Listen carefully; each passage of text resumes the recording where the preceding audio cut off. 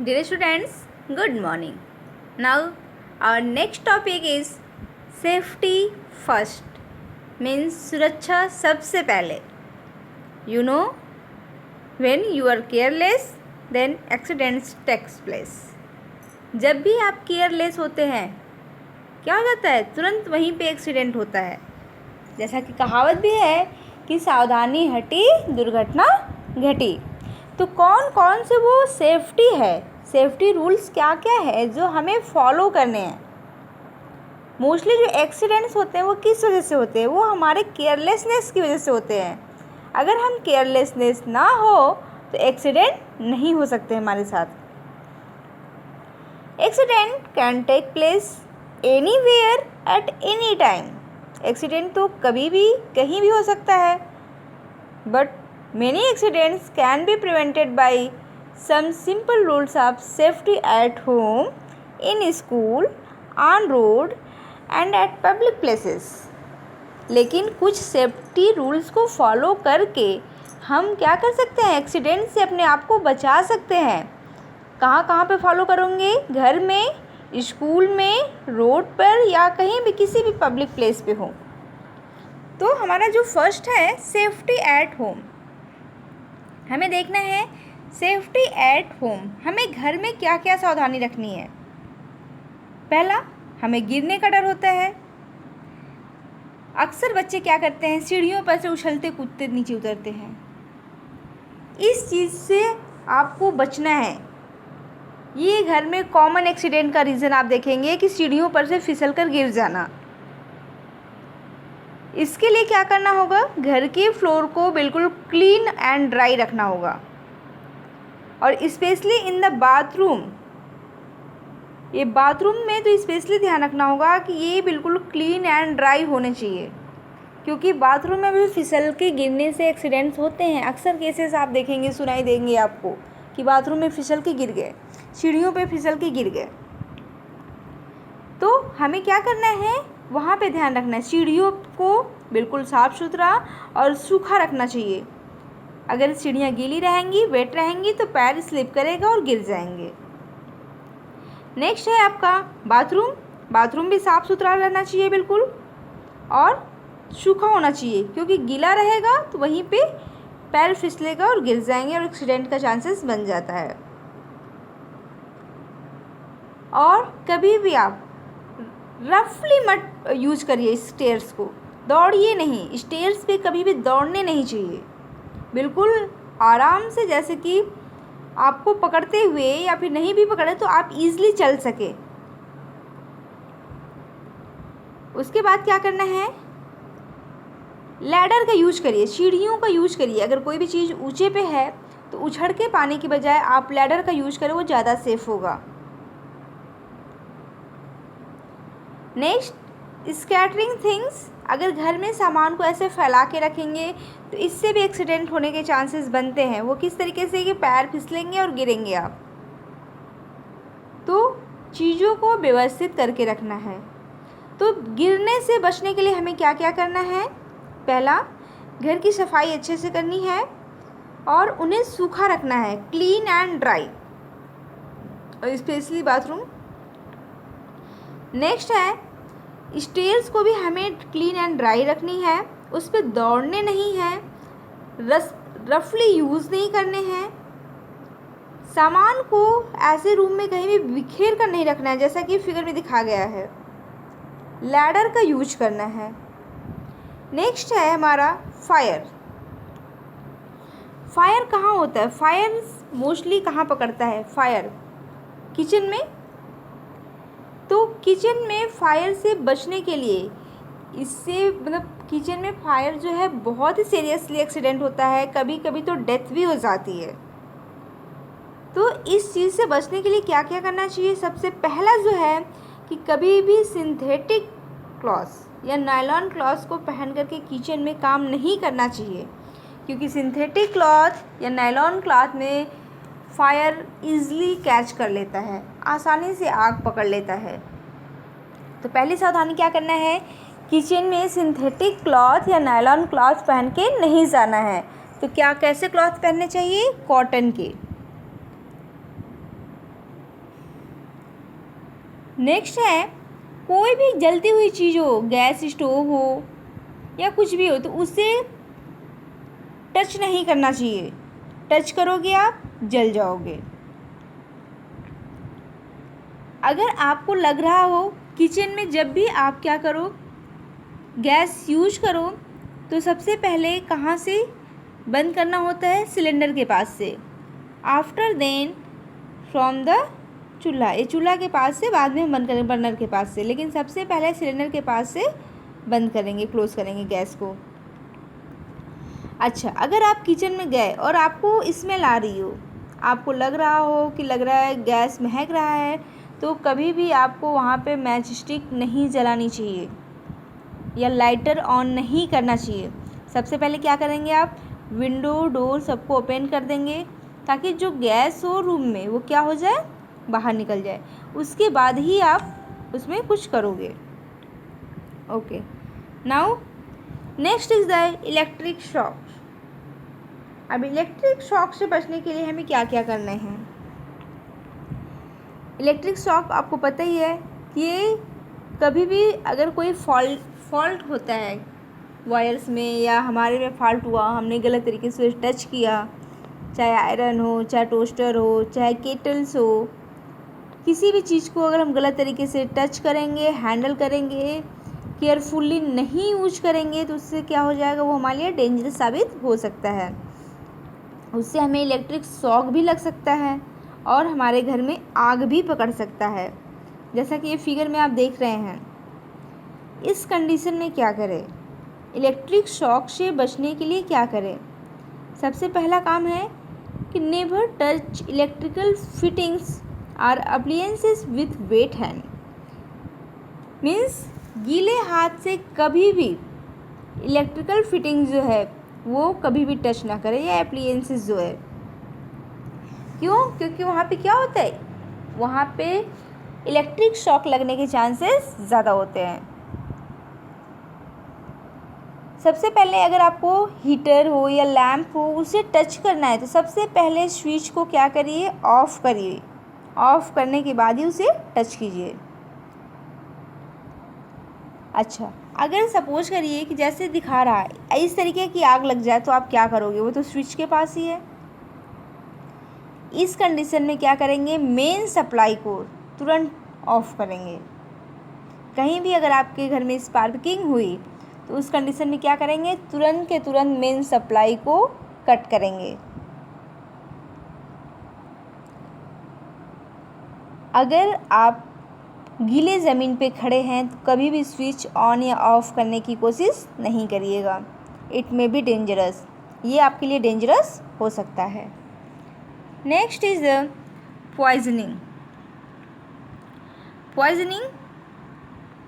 Poisoning means होता है जहर या जहरीला। तो ये भी एक कॉमन है जो बच्चों में पाई जाती है मोस्टली। ये भी एक कॉमन एक्सीडेंट है, बच्चों में इस तरीके से पाई जाती है कि बाय मिस्टेक अगर घर में रखा हुआ है, बच्चों को नहीं समझाया गया है, तो बच्चों को तो पता नहीं है, वो खेलने खेलने में कभी कभी मेडिसिन्स को यूज कर लेते हैं जो कि उनके लिए हार्मफुल होता है। सभी मेडिसिन्स पे आप देखेंगे बिल्कुल क्लियरली मार्क रहता है कि कीप अवे फ्रॉम चिल्ड्रेन, बच्चों से दूर रखें। And next, do not take medicines on your own. कभी भी खुद से दवा नहीं लेनी चाहिए, हमेशा डॉक्टर के सजेशन से ही दवा लेनी चाहिए। और लंबे समय तक रखी हुई दवाइयाँ घर में नहीं लेनी चाहिए, खुली हुई दवाइयाँ नहीं लेनी चाहिए। दवाइयों को हमेशा बच्चों से दूर रखना चाहिए। ये थे सेफ्टी एट होम। हमने देखा पहले गिरने वाली सेफ्टी, उसके लिए हमें क्या क्या करना है, बाथरूम को, स्टेयर्स को, घर को साफ़ सुथरा रखना है, क्लीन एंड ड्राई। अगर ड्राई रहेगा तो हमारे पैर जो है स्लिप नहीं करेंगे, तो हम गिरने से बच जाएंगे।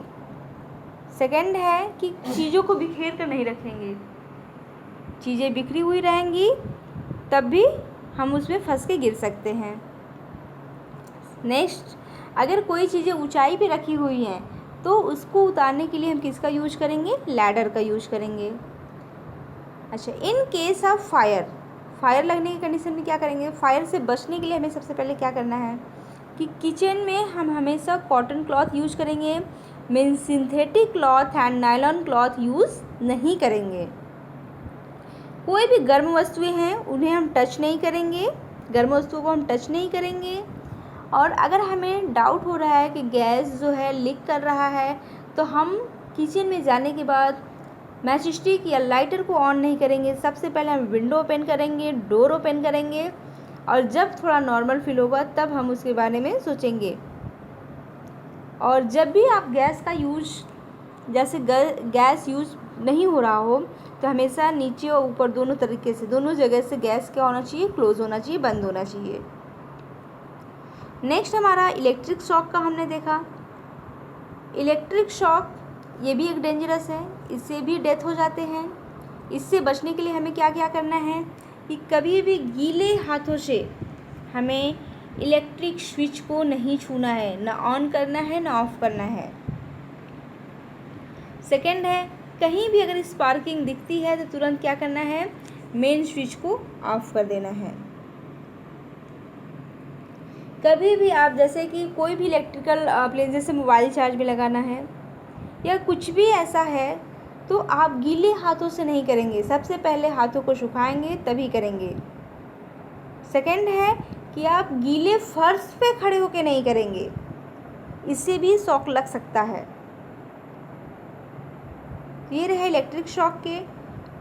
नेक्स्ट पॉइजनस, ये हमने बता ही दिया कि बच्चों से दूर रखना है मेडिसिन्स को, और डॉक्टर से सलाह लेने पर ही लेने हैं, खुद से कोई भी मेडिसिन नहीं लेने हैं। उसके बाद बच्चों से दूर रखिए, कोई भी डिटर्जेंट हो या डाई हो, इंसेक्टिसाइड्स वगैरह ये भी हैं तो उनको भी क्या करना है, बच्चों से दूर रखना है। फिनाइल है, अमोनिया है, इन सारी चीज़ों को भी क्या करना है, बच्चों से दूर रखना है, नहीं तो वो उनका यूज कर लेंगे तो वो भी उनके लिए क्या हो जाएगा, पॉइजनस हो जाएगा। खुले हुए खाने या ऐसे खाने जिसमें स्मेल आ गई, जो स्पॉइल्ड हो गया हो, इनसे भी क्या हो जाती है, फूड पॉइजनिंग हो जाती है, तो हमें इनसे भी बचने चाहिए। नेक्स्ट हमारा है safety on the road. Road पे हमें क्या क्या सेफ्टी लेनी है। Always walk on the pavement और फुटपाथ। हमें कहाँ मूव करना है, पेवमेंट पे या फुटपाथ पे, जैसा कि फिगर में मैंने दिखाया हुआ है, साइड में पेवमेंट बना हुआ है तो हमें वहीं पे मूव करना चाहिए हमेशा। Always cross the crossing at zebra crossing. कहाँ से क्रॉस करना चाहिए, हमेशा रोड को जेब्रा क्रॉसिंग से क्रॉस करना चाहिए। और जब क्रॉस कर रहे हो तो सबसे पहले क्या करना होगा आपको, पहले राइट देखिए, लेफ्ट देखिए, फिर राइट देखिए, उसके बाद रोड क्रॉस करिए। First look at the right, then left, then right, means पहले राइट देख लीजिए, फिर लेफ्ट देखिए, फिर राइट देख करके ही क्रॉस करिए। Next point, never play on the road. Road पे कभी भी खेलना नहीं चाहिए। And always follow the traffic light rules. अगर आप रोड पे चल रहे हो, व्हीकल से हो, तो हमें ट्रैफिक लाइट के जो रूल्स हैं वो फॉलो करने चाहिए। Red, yellow, green. Red means stop, yellow and green ready and go. तो क्या है, ये फॉलो करने चाहिए, इससे भी हम एक्सीडेंट से बच सकते हैं। Safety at school. हमें नेक्स्ट है, हमारी सेफ्टी कहाँ फॉलो करनी है, स्कूल में है। स्कूल में हमें कौन कौन सी सेफ्टी फॉलो करनी है। सबसे पहले, शीशा पे अगर हम बैठ के झूल रहे हैं तो बिना अपने पार्टनर को बताए कभी भी कूदना नहीं चाहिए या हटना नहीं चाहिए। कोई भी रफ गेम आपको नहीं खेलनी चाहिए। कोई भी पॉइंटेड ऑब्जेक्ट, जैसा कि फिगर में दिख रहा है, pointed object, knife, scissor, blade, screwdriver, anything, ये सारी चीज़ें आपको स्कूल में नहीं लानी चाहिए। अगर स्विंग जो है यूज़ में हो, कोई बच्चा झूल रहा हो, तो कभी भी उसके आगे या पीछे जाके खड़े नहीं होना चाहिए। इससे भी क्या हो सकता है, आपका एक्सीडेंट हो सकता है। Follow the rules of the game. अगर आप कोई गेम कर रहे हैं तो वहाँ पे जो गेम का रूल है उसे क्या करना चाहिए, फॉलो करना चाहिए। ये तो हमारे क्या थे, सेफ्टी थे कि हमें क्या क्या सेफ्टी लेनी चाहिए। लेकिन सपोज करो कि अगर एक्सीडेंट हो ही गया तो हम क्या करेंगे ऐसे कंडीशन में, first aid. First aid means क्या होता है, immediate physical attention given to an injured और sick person before proper medical aid arrives. Means doctor के आने से पहले, एक्सीडेंट के बाद डॉक्टर के आने से पहले जो ट्रीटमेंट किया जाता है पेशेंट का, वही क्या कहलाता है, फर्स्ट एड। डॉक्टर के आने से पहले और एक्सीडेंट के बाद जो पेशेंट का ट्रीटमेंट किया जाता है वो क्या कहलाता है, फर्स्ट एड। अब फर्स्ट एड के जो जनरल रूल्स है, अगर प्रॉपर तरीके से किसी को फर्स्ट एड दिया जाए तुरंत के तुरंत, ये उसकी लाइफ को बचा सकता है। लेकिन अगर फर्स्ट एड नहीं दिया जाता है तो ऐसे कंडीशन में कई लोग अपनी लाइफ को खो देते हैं। अगर जनरली एक्सीडेंट हुआ है तो सबसे पहला क्या काम करना है कि जो विक्टिम है उसको क्या करना है, कंफर्टेबल रखना है। उसको ऐसा करें कि उसको पैनिक फील ना हो, और फाइंड आउट करना है कि इसे एक्चुअल में चोट कहाँ लगी है, उसे कहाँ चोट लगी है, इसे हमें देखना है कि इसकी बॉडी में कहाँ चोट लगी है, कहाँ से इसको प्रॉब्लम हो सकती है। Next, don't crowd around the injured person. इस पर्सन के चारों तरफ क्या करिए, क्राउड मत, भीड़ इकट्ठा मत करिए। लेकिन अक्सर होता है कि जहाँ एक्सीडेंट होता है लोग उसके चारों तरफ इकट्ठा हो जाते हैं, ऐसा नहीं करना चाहिए। क्यों, क्योंकि उसको और प्रॉब्लम हो जाएगी। अगर क्राउड एरिया हो जाएगा तो उसको और प्रॉब्लम हो जाएगी। और जितना पॉसिबल हो जितनी जल्द से जल्द डॉक्टर से कांटेक्ट करना चाहिए, डॉक्टर को कॉल कर देना चाहिए। अगर सपोज करो कि चोट लगी हो, एक्सीडेंट हुआ हो और वहाँ से ब्लीडिंग हो रही हो, तो ऐसे में क्या करेंगे, सबसे पहले उसको वाटर से वॉश कर देंगे। उसके बाद उस पर एंटीसेप्टिक लोशन लगा देंगे।